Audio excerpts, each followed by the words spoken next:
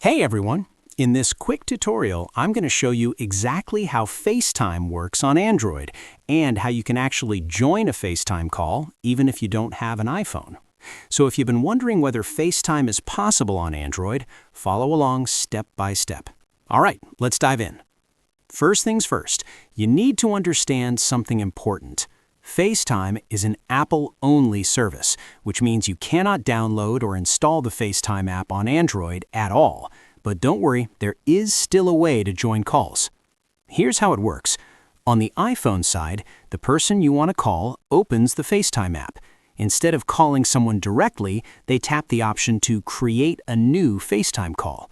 Now they'll see a green button that says Create Link. They tap that, and FaceTime generates a special invitation link. Now the iPhone user can copy that link and send it to you through text message, WhatsApp, email, or any app you're using.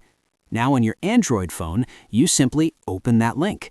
It will launch in your browser, like Chrome. Once the page opens, you'll be asked to enter your name. Just type it in so the iPhone user knows who you are.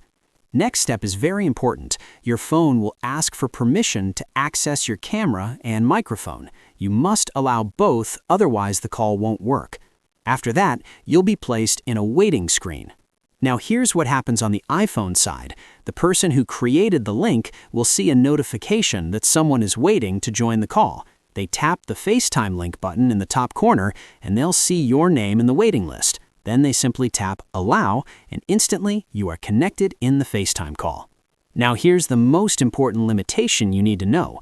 As an Android user, you cannot start a FaceTime call yourself. You can only join calls that are created by someone using an Apple device.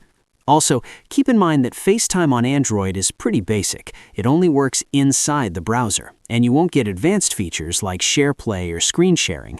And that's because FaceTime is Apple's own system designed mainly for Apple users, with limited access for Android.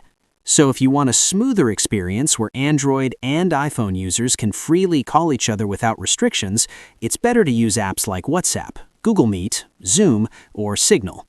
And that's it.